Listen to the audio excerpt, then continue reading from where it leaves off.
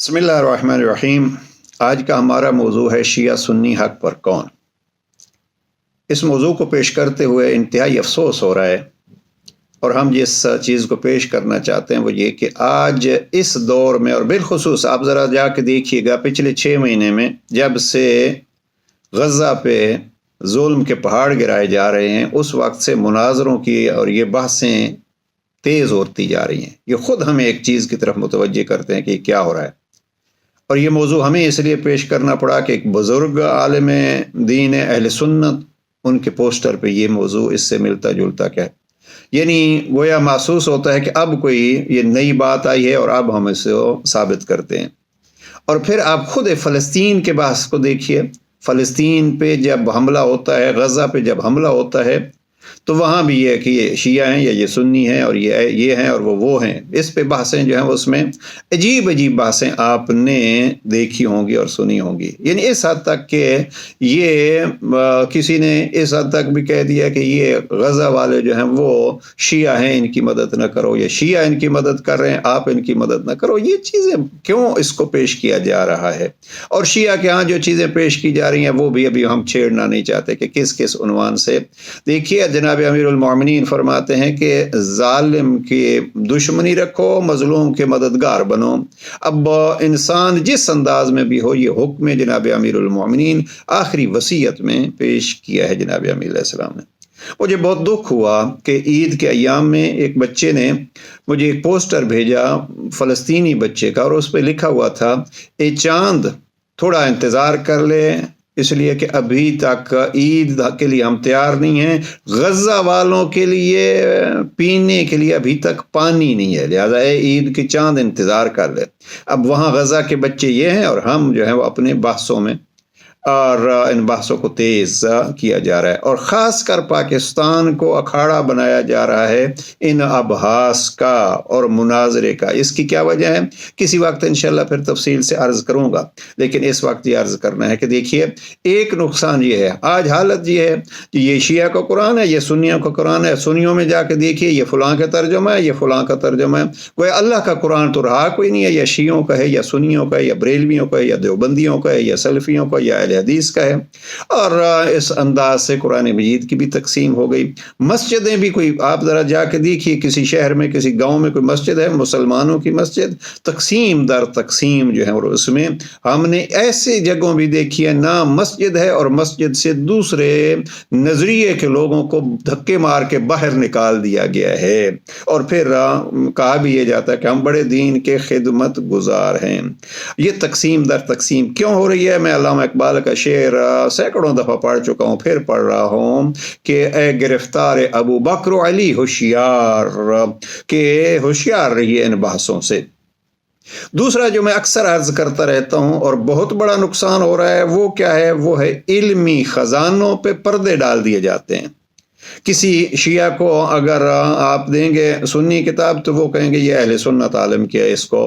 अगरचे अल्हम्दुलिल्लाह शिया में इस फील्ड में बेहतरी है कि अहले सुन्नत की किताबें पढ़ते हैं, हमने खुद पढ़ी हैं, बहुत सारे उलमा की, और अखलाक के एतबार से, तफसीर के एतबार से।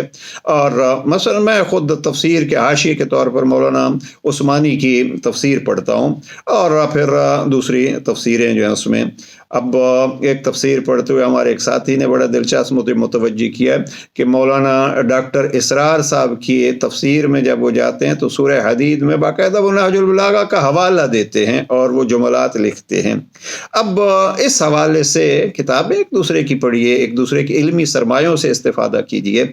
हम इन बहसों में उलझ के कि ये शिया है, ये सुन्नी है, ये बरेलवी है, ये वहाबी है, ये फलां है, और हम इल्मी सरमायों से महफूज रहते, क्या दूर हो जाते हैं।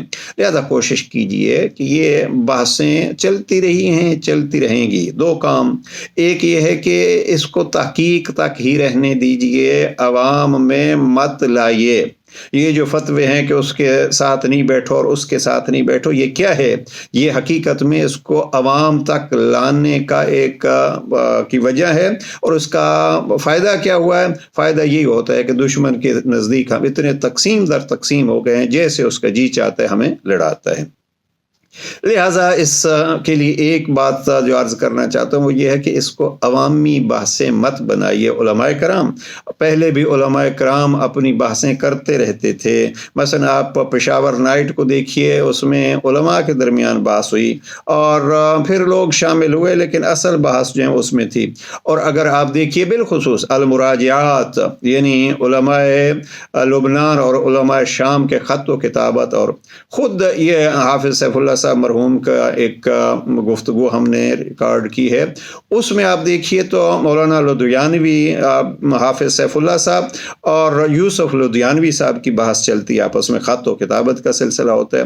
پھر حافظ سیف اللہ صاحب اور ان کے بھائی کا آپس میں خط و کتابت کے ذریعے سے گفتگو چلتی ہے۔ تو یہ گفتگو ہونی چاہیے اور ہوتی رہے گی، ہمارے کہنے سے ختم نہیں ہوتی، لیکن یہ ہے کہ اس کو عوامی مت بنائیے تاکہ عوام جو ہے وہ ہم نے دیکھیں گھروں میں ایک مثلا میاں شیعہ ہیں اور زوجہ سنی ہے، اس میں اختلافات ہیں، دو بھائی ہیں، ایک شیعہ ہے ایک سنی ہے، ان میں اختلافات ہیں، تو کیا مذہب ہمیں اختلافات سکھاتا ہے؟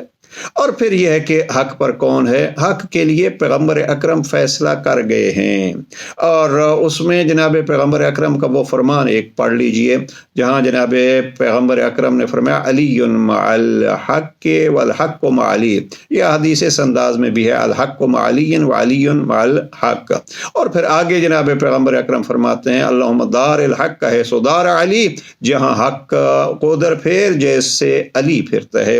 اس حوالے سے نہج البلاغہ سے میں 3-4 پوائنٹس عرض کرنا چاہتا ہوں مختصراً۔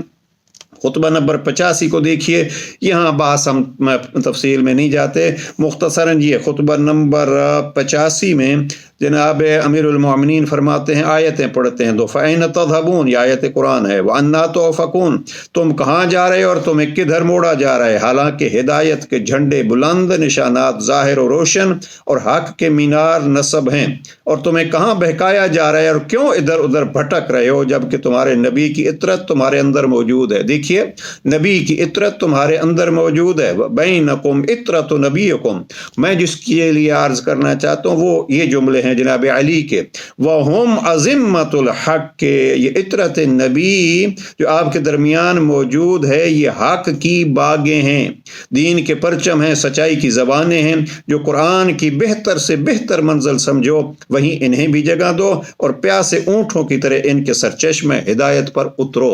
اب یہاں جناب امیر المومنین نے گویا جو قرآن کی بہترین منزل ہے وہ اطرت کو دو، گویا حدیث ثقلین کی طرف جناب امیر المومنین نے اشارہ فرمایا ہے، اور اسی خطبے میں جناب امیر علیہ السلام نے اس حدیث ثقلین کا بھی تذکرہ کیا ہے، الم اعمل فیکم بالثقل الاکبر، کیا میں نے تمہارے سامنے ثقل اکبر یعنی قرآن پر عمل نہیں کیا، وَأَتْرُكْ فِيكُمُ الثَّقَلَ الْأَصْغَرَ، اور ثقل اصغر یعنی اہل بیت کو تم میں نہیں رکھا۔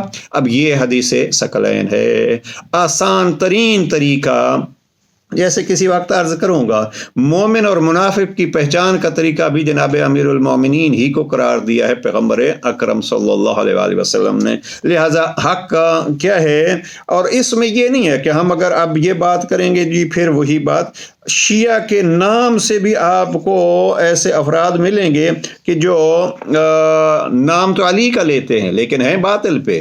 یہ میں جناب امیر المومنین کا ہی فرمان آپ کے سامنے نقل کرتا ہوں، یہ خطبہ 125 کو آپ دیکھیے، خطبہ 125 میں جناب امیر علیہ السلام فرماتے ہیں سَيَحْلِكُ فِيَ صِنْفَانِ مُحِبٌّ مُفْرِطٌ يَذْهَبُ بِهِ الْحُبُّ إِلَى غَيْرِ الْحَقِّ، یاد رکھو کہ میرے بارے میں دو قسم کے لوگ تباہ و برباد ہوں گے، ایک حد سے زیادہ چاہنے والے جنہیں محبت کی افراط غلط راستے پر لگا دے گی، اور ایک میرے مرتبہ میں کمی کر کے دشمنی رکھنے والے کہ جنہیں یہ اناد حق سے بے راہ کر دے گا۔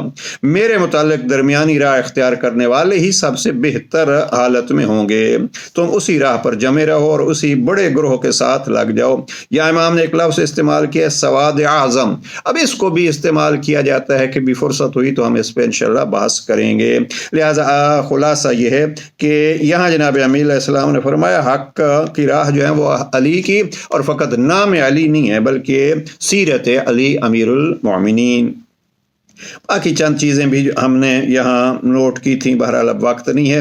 آپ اس کو دیکھیے، خطبہ نمبر 195 کو دیکھ لیجیے، ایک جملہ صفین کے میدان کو مد نظر رکھتے ہوئے جناب امیر المؤمنین علیہ السلام فرماتے ہیں کہ دیکھو حق کون اور حق کدھر ہے۔